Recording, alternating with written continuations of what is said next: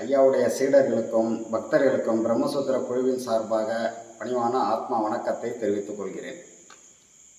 நேற்று ஒரு வீடியோ பதிவு நீங்கள் எல்லாருமே பார்த்துருப்பீங்க. அந்த பதிவில் 1/4/26 அன்று நடைபெறக்கூடிய பௌர்ணமி நிகழ்ச்சி ரத்து, ஆசிரமத்தில் ரத்துன்னு சொல்லி ஒரு மெசேஜை நீங்கள் பார்த்துருப்பீங்க. இது பொய்யான ஒரு தகவல். அப்படி ரத்து கிடையாது. ஏன் கிடையாதுன்னா, ஐயா இது வரைக்கும் ரத்து பண்ணணும்னு எங்கேயுமே சொன்னதில்லை. எப்போவுமே பௌர்ணமி நிகழ்ச்சி நடக்கணும், எல்லா பக்தர்களும் சீடர்களுக்கும் அன்னதானம் வழங்கணும், அவங்க சிறப்பாக இங்கே சாமி கும்பிடணும், பக்தி பண்ணணும். ரெண்டாவது, ஆசிரமத்தில் நடக்கக்கூடிய அனைத்து நிகழ்ச்சிகளுக்கே பங்கேற்று அவங்க மகிழ்ச்சியாக இங்கேருந்து திரும்பணும். ஒருத்தருக்கும் பசின்னு வரவங்க ஒருத்தரும் சாப்பிடாம போகக்கூடாது அப்படின்னு சொன்னவர். ரெண்டாவது, இங்கே சாப்பாடு போடுறது எப்படின்னா, வர்றவங்களுக்கு போடுறோம், ஏதோ போடுறோம் அப்படி கிடையாது, கடவுளுக்கே போடுறோம் அப்படின்ற நினைவோடு போடணும்னு சொல்லியிருக்காரு ஐயா. அதனால் 1000 பேர் சாப்பிட்டாலும் ஒருத்தர் சாப்பிடாம போனாலும் 1000 பேர் சாப்பிட்டது வீணான வேலைன்னு சொல்லுவார்.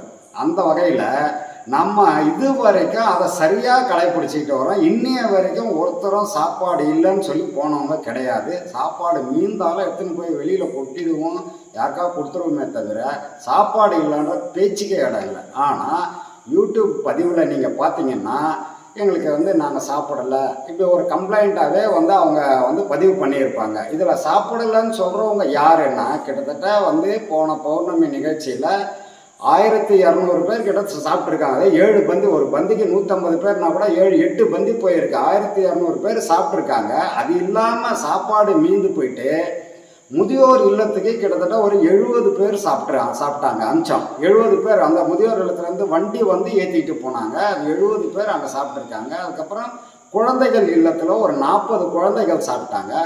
இப்படி அதுக்கும் மீறி இங்கே வேலை செய்கிறவங்கெல்லாம் சாப்பாடு கொண்டு போனாங்க. சாப்பாடு இல்லைன்ற பேச்சுக்கு இடம் கிடையாது. ஆனால் நாங்கள்லாம் சாப்பிடலை. எப்படி சாப்பிட முடியும்? இங்கே எதுக்கு வந்திருக்காங்கன்னா, அவங்க பஜ்ஜி போண்டா டீ சாப்பிட்டு போயிடுறாங்க.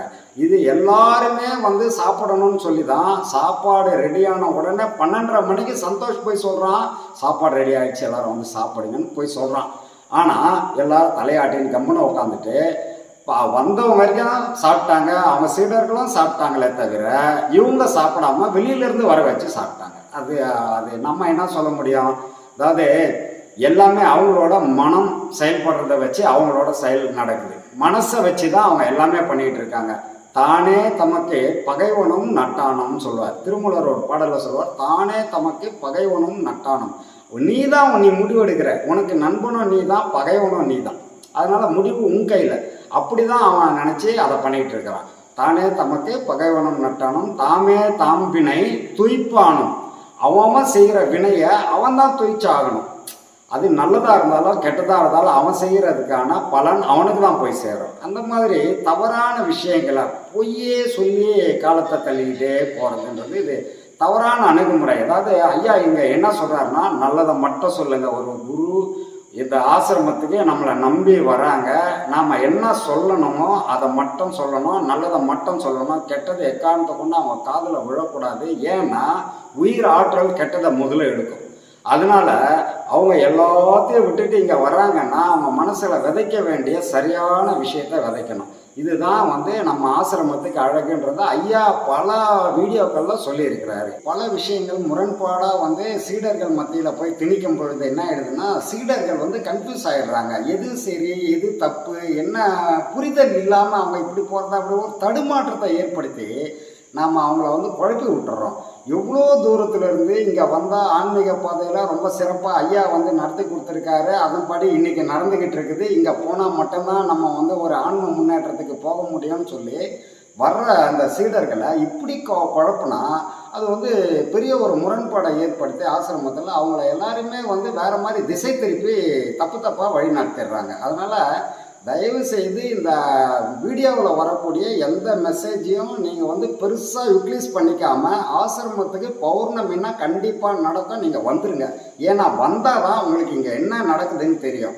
இப்போ ஒரு சில பொய்யான விஷயங்கள் நான் இப்போ உதாரணத்துக்கு உங்களுக்கு சொன்னேன் இல்லையா, சாப்பாடு விஷயம் சொன்னேன். அடுத்த ஒரு விஷயம் சொல்கிறேன் பாருங்கள், உங்களுக்கே தெரியும்.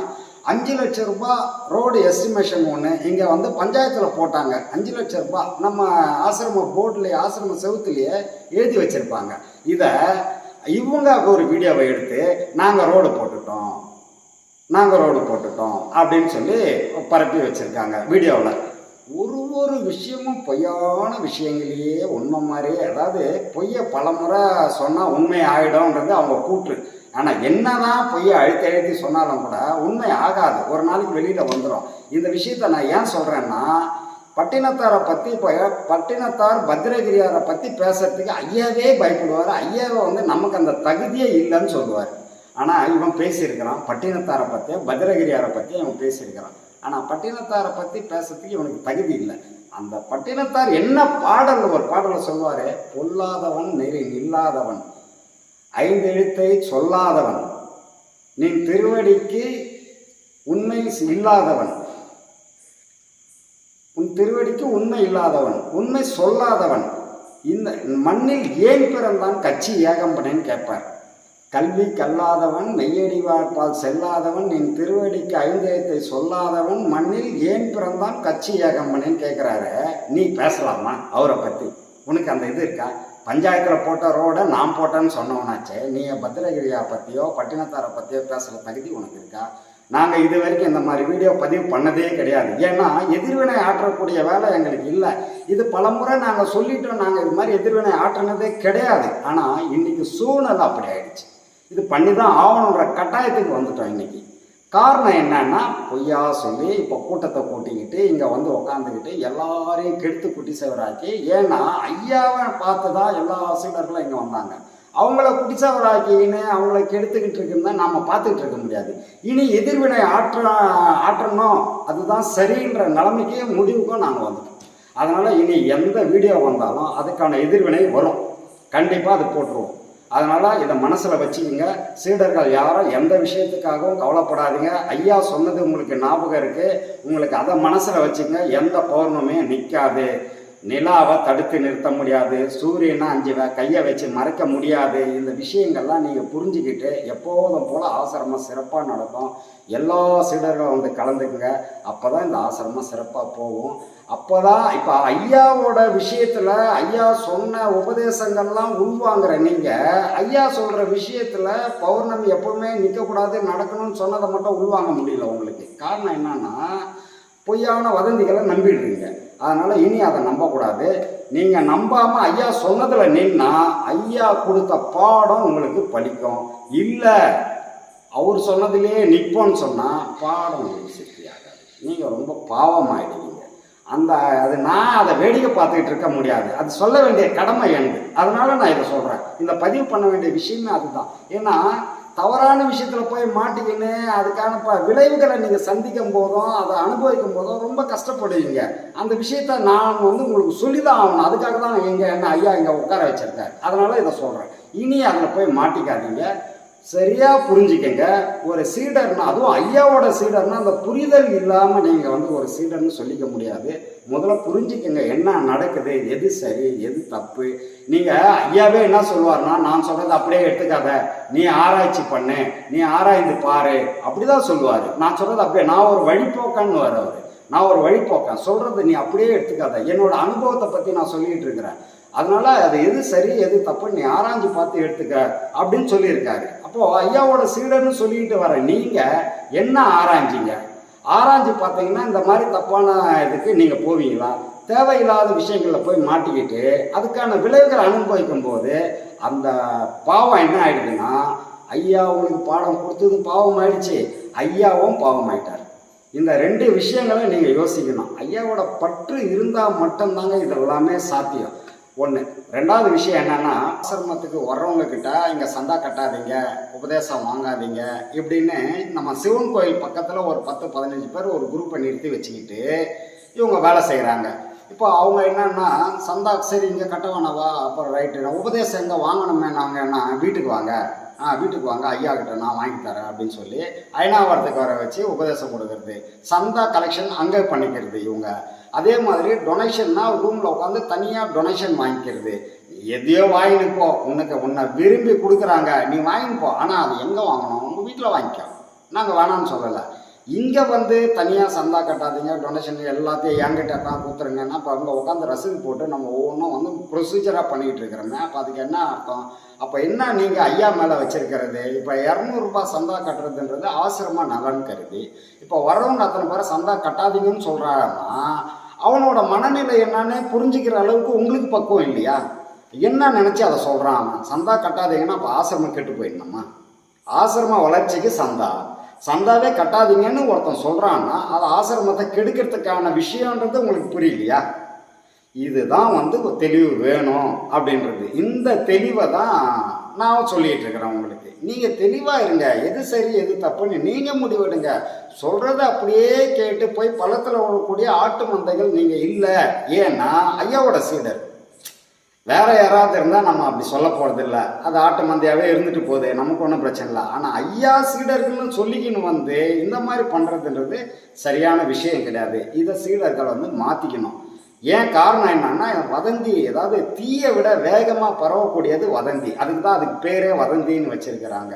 நீங்கள் அங்கே 15 பேர் நின்று சொல்கிறாங்க, இங்கே இவ்வளோ பேர் ஆசிரமத்தில் இருக்காங்க. அப்போ எது உண்மை எது பொய்ன்னு உங்களுக்கு புரியலையே? உண்மை எப்படி இருக்குது, பொய் எப்படி இருக்குன்றது தெரியலையா உங்களுக்கு?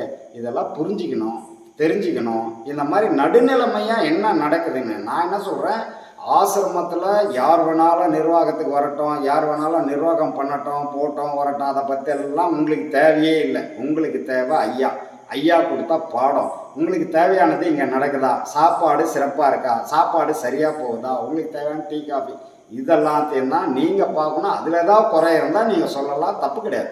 ஆனால் என்ன விஷயத்தை நீங்கள் வந்து உள்வாங்கிறீங்கன்றது நீங்கள் சிந்திக்க மாட்டேன்றீங்க. சிந்திக்காமல் உள்வாங்கிட்டு எதையோ ஒன்று பண்ணிட்டு போயிட்டுருங்க. சொல்லி கொடுத்ததை அப்படியே சொல்லக்கூடிய கிளிப்புள்ளை நீங்கள் இல்லை.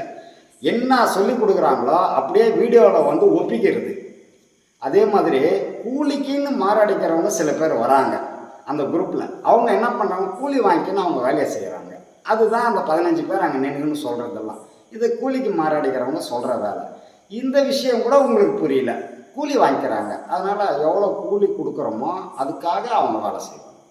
அந்த மாதிரி வேலை செய்துக்கிட்டு இருக்கிறாங்க. இதையே நீங்கள் புரிஞ்சுக்கணும். ரெண்டாவது விஷயம் என்னன்னா, மூணாவது, நீங்கள் திறமையானவங்க அப்படின்றதுக்கு ஐயா ஒரே ஒரு உதாரணம் உங்களுக்கு சொல்லியிருப்பார். என்னன்னா, நான் என்னையே பிடிச்சிக்கிட்டு என் வாழை பிடிச்சிக்கிட்டு என் கூடயே இருன்னு சொல்லலை. எனக்கு அப்புறம் என்ன மாதிரி வர்றதுக்கு நீங்கள் முயற்சி பண்ணுங்கன்னு அவர் சொல்லிட்டு போயிருக்காரு. எப்படி சொல்லியிருக்க? பாடத்தை சிறப்பாக பாடம் கொடுத்த பாடத்தை நீ சிறப்பாக பண்ணேன்னா உனக்கு அறிவு தெளிவாகும். மனசுலேயே வாழ மாட்டேன். மனசை அறிவோட கொண்டு போய் சேர்த்து அறிவு தெளிவாக்கி அந்த தெளிவில் நீ வாழ ஆரம்பிச்சிருவேன். அதுதான் ஐயா பாடமாக உனக்கு கொடுத்தாரு. அப்போ பாடம் பண்ணாதவங்களுக்கு அறிவு எப்படி தெளிவாகும்? மனசுலேயே மனம் போன போக்கில் மனம் கால் போய்கிட்டு இருக்கு, கால் போன போக்கில் நீ போய்கிட்டு இருக்கிற. அப்போ வாழ்க்கை இப்படி தான் போகும். அப்போது என்ன பண்ண, அறிவு கொண்டு வாழறதுக்கு முதல்ல முயற்சி பண்ணணும். அப்போ தான் ஐயாவோட சீடர். இல்லைன்னா ஐயா சீடர்னு தயவு செய்து சொல்லிக்காதீங்க. எங்கேயோ போய் நான் இங்கே பாடம் வாங்கினேன், பிரம்மசூத்திர கூட ஆசிரமத்தில் போய் பாடம் வாங்கினேன்னு சொல்லிக்காதீங்க. இன்னொரு விஷயம் என்னென்னா, நீங்கள் பார்த்துருப்பீங்க அந்த வீடியோ கூட உங்களுக்கு, நீங்கள் ஏற்கனவே பார்த்துருப்பீங்க. நான் இப்போ சொன்னேன் இல்லையா, எதிர்வினை ஆற்றுவோம் இனிமேல்னு ஒரு விஷயம். 2000க்கு முன்னாடியே ஐயாவும் ஐயாவோட குருவும் சேர்ந்து எனக்கு உபதேசம் கொடுத்தாங்க. அப்போ யார் இங்கே முதன்மை சீடர்னா இந்த தியாகு தான் அப்படின்னு ஒரு பதிவு நீங்கள் பார்த்துருப்பீங்க. நான் 2000 இல்லை 2009 தான் ஆசிரமம் தொடங்குது. 2000க்கு முன்னாடியே வீட்டை விட்டு ஓடி போனவன், அவ்வளோ வேட்கை உள்ளவன். இந்த தேடலி எனக்கு ஒரு விடையை சொல்லி ஆகணும்னு வீட்டை விட்டு வெளியேறினவன். ஆனால் அவனை பிடிச்சின்னு வந்து ஐயாவும் ஐயாவுடைய குருவும் 2 பேரும் சேர்ந்து எனக்கு ஒரு உபதேசம் கொடுத்து என்னை உட்கார வச்சாங்க. அப்போ முதல்ல உபதேசம் வாங்கினவன் யாருன்னு சொன்னால் இதே தியாகு மட்டும்தான் காட்டியிருக்காரு. அதே நேரத்தில் குருவாக இருந்து இறைவனை தேடி போன போகிற பயணத்தில் பாடங்கள்லாம் கற்றுக் கொடுத்து, ஏன்னா அவர் வந்து வாலண்டியர் எங்களை வந்து பாடம் கற்றுங்கன்னு எதுவும் சொன்னதே கிடையாது. இந்த உலகம் ஃபுல்லாக இருந்து நாங்கள் அவர்கிட்ட வந்து பாடம் கற்றுருக்காங்க. ஆனால் நாங்கள் பாடம் வாங்கினதுக்கு ஒரு லேட்டான காலகட்டம் தான். அவர் வீட்டிலேருந்து பண்ணிகிட்ருக்காரு. பார்த்துருக்கீங்களா? பார்த்துருப்பீங்க. அதுக்கப்புறம் ஒரு பதிவு வந்தது. சந்தோஷ், ஜமுனா, ஐயா சொல்லுவார், சந்தோஷ், ஜமுனா இவங்கெல்லாம் சந்தோஷ் பாடம் வாங்கினதுக்கு அப்புறம் தான் இவங்க வந்து பாடம் வாங்கினாங்கன்னு ஐயா வாயால சொல்லியிருப்பார். எங்கள் பசங்களுக்கு சீன ஜமுனா சந்தோஷுக்கு உபதேசம் கொடுன்னாங்க. நான் அது வரைக்கும் எங்கள் பசங்களுக்கு யாருக்கும் உபதேசம் கொடுக்கல. அந்த வீடியோவும் பார்த்தீங்களா? உண்மைக்கு புறம்பானதை மட்டுமே உள்வாங்குறீங்க. அது என்னடான்னா உயிரோட இயல்பு, உங்கள் உயிர் இயல்பால் தான். உயிர் இயல்பு மாறினாதான் நீங்கள் ஞானம் அடைய முடியும், மனசிலிருந்து தெளிவாக முடியும், மன அடங்கிய நிலை உங்களுக்கு கிடைக்கும்ன்றது தான் இப்போ நான் சொல்லிக்கிட்டு இருக்கிறேன். உயிர் இயல்புன்றது கெடுதலை தான் முதல்ல பிடிக்கும். அதனால் கெடுதல்லேருந்து விலகுங்க, நல்லதை பிடிங்க, ஐயா சொன்னதை பிடிங்க. பிடிச்சிங்கன்னா வாழ்க்கையில் உருப்படலாம்.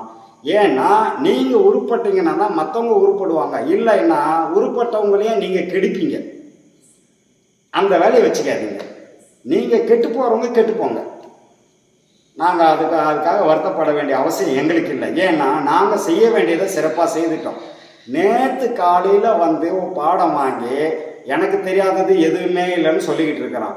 ரெண்டாவது பாடம் கொடுக்கும்போது இங்கே வந்து ஃபஸ்ட்டு நான், அதுக்கப்புறம் என்னோட மனைவி ஜமுனா, அதுக்கப்புறம் சரவணன் சாமி, அதுக்கப்புறம் செந்தில் சாமி, அதுக்கப்புறம் சக்திவேலு, அதுக்கப்புறம் பாலன், பாலு, இவ்வளோ பேர் தான் வந்து உபதேசம். இவர் மணிகண்டன் சாமி, அதுக்கப்புறம் நான் வந்து மணிகண்டன் சாமியும் யுவராஜும் அப்புறம் சொன்னோம்.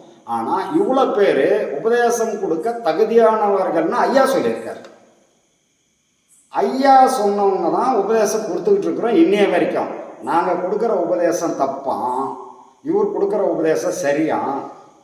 எதையாவது ஒரு லாஜிக் இருக்கா சொல்கிறதில்ல? சரி, இதையாவது நீங்களாவது அதை உள்வாங்கிறீங்களே, அது சிந்திக்க வேண்டாமா? இவங்க எப்போதுலேருந்து கொடுக்குறாங்க? இவங்க கொடுக்குற உபதேசம் தப்புன்னா ஐயா அப்பயே கேட்டிருப்பாரு. ஐயா இருக்கும்போது இவங்க தப்பாக கொடுக்க முடியுமா? தப்பாக கொடுத்துருந்தா ஐயா விட்டுருப்பாரா? ஏன்னா அவருக்கு உயிரே இந்த பாடம். இந்த பாடத்துக்காக தான் இவ்வளோ கஷ்டப்பட்டார், இவ்வளோ விஷயங்களை செய்து வச்சிருக்கிறாரு. ஐயா இருக்கும்போது இந்த பாடம் தப்பாக கொடுத்துருப்போமா? கொடுத்துருந்தா அவர் விட்டுருப்பாரா? ஆனால் இவங்க கொடுக்குற பாடம் சரியில்லைன்னு சொல்கிற தகுதி அவங்களுக்கு இருக்கா? இதையும் நீங்கள் வீடியோவில் சொல்கிறீங்க. நீங்கள் உங்களை சொல்கிறாங்க, நீங்கள் சொல்கிறீங்க பாடம் சரியில்லை, நாங்கள்லாம் பாடம் வாங்கினோம். நாங்கள் எங்கேருந்து பாடம் வாங்கினீங்க? 2023 அப்புறம் 2 வருஷம் ஆச்சு அவன் இங்கே வந்து குடும்பத்தோடு இங்கே வந்தாங்க. சரி இருந்துட்டு போட்டோன்னு விட்டதால் வந்த விளைவு இது. இனி விடுறதில்லை. இனி எல்லாமே முறையாக நடக்கும். எல்லாத்துக்கும் எதிர்வினை ஆற்ற வேண்டிய நிலைமைக்கு நாங்கள் வந்திருக்கிறோம். இனி எல்லாத்துக்கும் எதிர்வினை வரும். எல்லாத்தையும் இனி நீங்களும் சந்திப்பீங்க. நல்லது கெட்டது எதுன்னு சிந்திங்க. சிந்திச்சு சரியாக செயல்படுங்க. இது உங்களுக்கு உங்களுக்கும் நல்லது, அது ஆசிரமத்துக்கும் நல்லது, ஆத்மா